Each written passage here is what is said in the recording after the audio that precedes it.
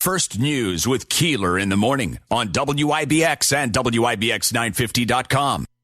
Election, of course, was Tuesday. The results came in overnight. We're looking at some local results. Of course, Samantha Colosimo-Testa on the line right now. I just want your take on Election Day before we talk about anything else. Samantha, good morning. Hey, good morning, guys. How are you today? Good. Wonderful. What do you think about the election results? I'm not. I got to be honest with you. I mean, I was kind of shocked that Trump won with both popular and electoral vote. But I saw a comment after the last election in 2020. I think people kind of had to realize that where did 81 million people come from to vote for Joe Biden? I mean, that's 10 million in this election that voted for Donald Trump and 15 million less that voted for Kamala Harris. So I think the results are there, and people came out to make sure that they weren't taken out of an election like they were in 2020. You think it was? Please don't tell me. You think it was stolen? I didn't say stolen, but okay. I definitely think that there was monkey business. I think there was about 10 extra million people that voted in that election. But then they voted. But 20 million ballots were cast. There is zero. I'm sorry to get everybody all riled up, but zero evidence of. I mean, think about how many courts dug into this, how many lawsuits there were, how many investigations there were. I thought Obama was the golden child for the Democratic Party. And I find it odd that 10 million people voted for Joe Biden in that last election. And that's just my personal opinion. None of them voted. None of them, 20 million people. 20 million votes were cast. None of them voted for Joe Biden. They all, who were they? They all voted against Donald Trump. Trust me, the reason there were so many people voting was Trump. But please don't go down that conspiracy road of here's monkey the business. problem, though. It is not true. What difference with this election would be compared to the last one? I don't know the actual numbers. All I'm telling you is if there was any cheating, it's such a small number, it would have made zero difference in that election. But anyway, let's not go down this road because you're wrong, I'm right, and I hate to. I really don't want to, get into that because then I'm going to have you. You're going to be stalking me. You'll be stalking me like Katie Aiello does. Videos. Oh, I just can't handle it. At least they won't offer you a bribe to agree with me. So. That's right. There's no $500 here. And the latest on that, where is that? She's like doubling down. I mean, she's going after the D office. I just find everything is personal. She feels like it's all being done for personal reasons, and I don't have any. And I think it's also one iota of personal in me on this. You don't issue. have one iota of personal. She's almost also trying to kind of make this into an influencer role. Like her role as a common council person is she's kind of trying to meld that into a platform to be a influencer. An influencer, yeah. And the social media influencers. Well, that is their ultimate goal. Let me just say, how did that work for Democrats, Trump, in this election? It didn't. 100%. And it certainly won't work for her in Utica. Guys, enough for nothing. Look at the last election, even the local election in the race in Utica. I mean, I think that ultimately people see through what's actually going on, and that's why the results are there. Yeah. I mean, the one simple question that I wish that she would just answer, and she won't, and is just, where do you live? What is your primary residence? Because according to New York State public officers law, you can only have one residence. And I think that's the most. But in her defense, don't you agree that the law is somewhat vague in the way it's written? So, New York Conference of Mayors, a gentleman by the name of Wade Tramo, he's the general counsel, and he wrote and published an entire article on residency.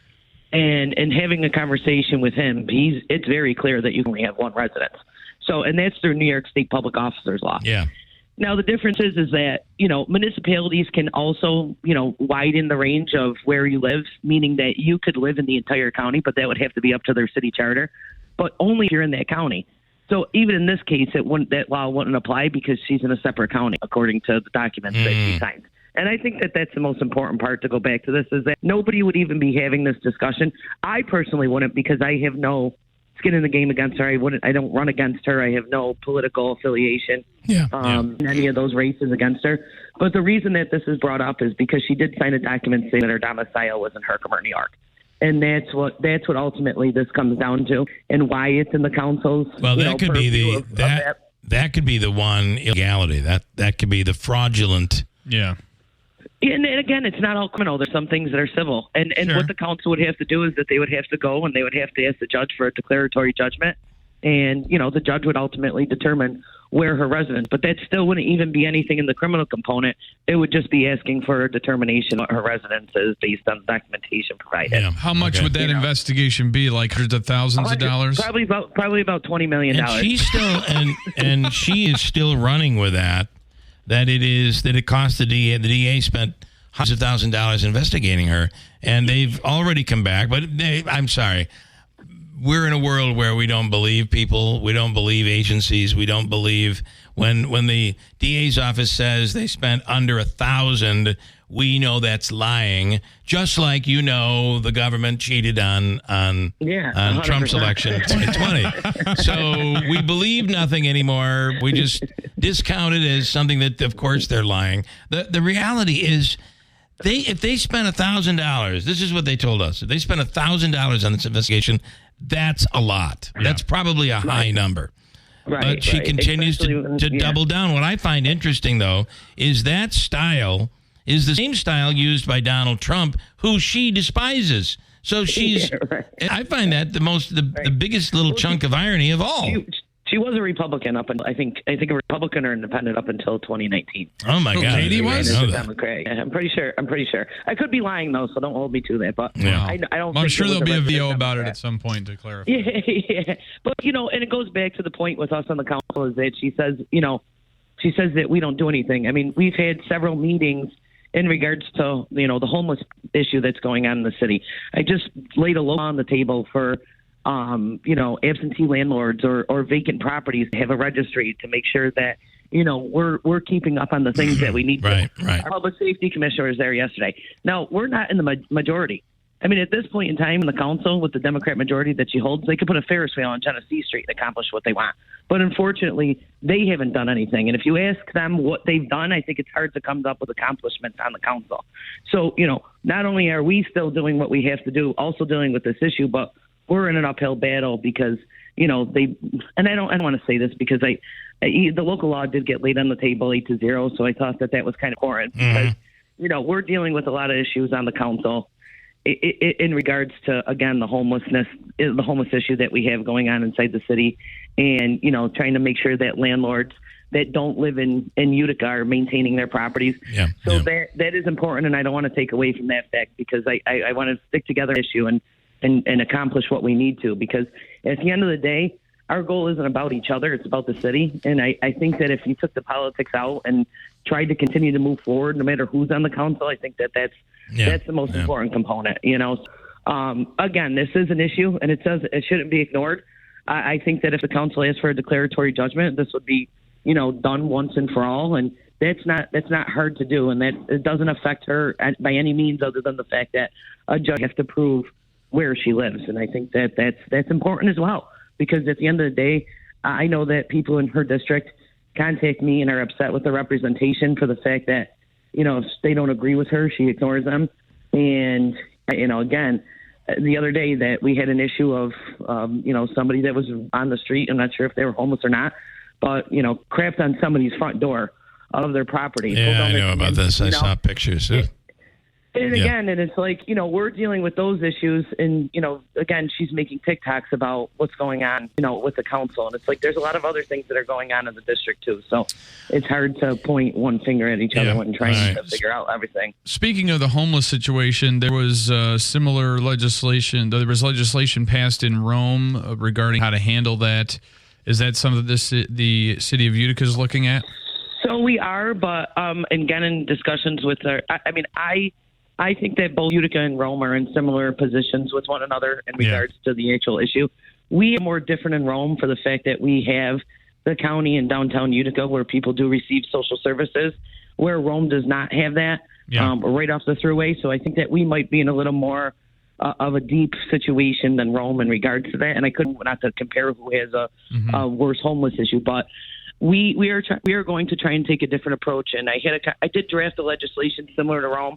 However, after talking with our chief of police, he's been through multiple trainings, in the past several weeks. And the discussion after we had yesterday is we contacted our city court judges, and we're going to try and do an approach with them to see if maybe we can do kind of like the drug court was, that instead of, penalizing some of these people, bringing them through programs and making sure that they're getting the necessary, treatments or whatnot that they actually may need, So there's the woman that was always standing over where Burrstone Road, where you enter onto the arterial. Yeah. If you were going westbound. Right. So right before you get to coming up Burrstone, right before you get to UC. Yeah. And she looked like death warmed over. Skinny, terrible. And then gone. I don't know what happened. I saw her there the other day. She's back. Oh, she's back. Yeah, she's back. There's a woman down on Oriskany Street and Genesee Street now. I not for any other reason than that's how I identify her as the crying lady, because she's always out there. She's crying and asking for money. Yeah. Yeah, and it's terrible. And I think that's how at least I feel on the council, is that we don't want to just continue to put these people down when they're down. Like, is there a problem of drug use? Is there a problem that you're homeless? What is the actual issue? And that's kind of how we're trying to combat this. Yeah. And I got to be honest with you, it's really not a simple solution on just, an easy piece of legislation that can fix it. Right. This is definitely a it's pretty from the county down back to the city, and pretty complex. Working with one another. But one other thing that I wanted to add too is, for example, if you look at the state land, if you're going actually where that lady was, where you're going on to the arterial, going on 12 by those railroad tracks, we hit a homeless encampment there that it's actually the state cleaned up, and I think that it was a lot of money to clean it up. There was hundreds of heroin needles on the ground. There was a number of things. And the state just spent a boatload of money trying to clean that up, and they finally did. And we're back to square one because it's becoming a homeless encampment again, all over again. And so we're tasked with, now this is state land, and we still have the responsibility to try and clean that up even on our own. And back to the fact of why this is also another problem is definitely a public safety component. I mean, if you say, for example, somebody goes into a vacant house and they're living in that vacant house and they're doing heroin and there's heroin needles all over the place. Now a fire starts and breaks out. You've got your public safety departments going inside those buildings, stepping over heroin needles. What's going to happen when, say, for example, God forbid that ever happens, and one of our public safety members gets stuck with a needle and ends up, in one of those situations too. Bad. So, it's bad. Let me bring in Larry as a question for you, then I got a break. Larry, you're on with Samantha Colosimo-Testa. Yeah, I got a question about the Lapola sign. When is it ever coming down? There's people saying it's never coming down. So you're going after KDL, or shouldn't you be doing something with the Lapola sign? Well, the Lapola sign actually is not. When that was originally put up, that was done through the Urban Renewal Agency.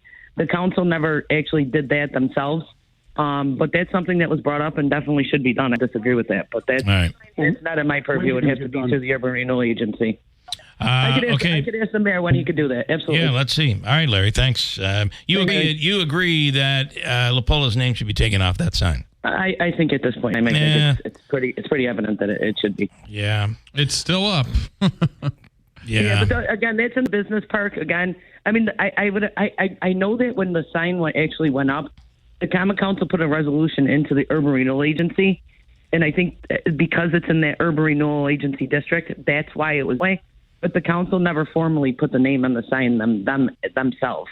You know what you should do is maybe we shouldn't reinvent history. Maybe we shouldn't erase history. The whole big thing everybody was yelling about, why erase history? That is history. It's a sign. So what we do, instead of taking his name off there, is build a statue of Lou Lapolo. And the statue is him putting money in his pockets.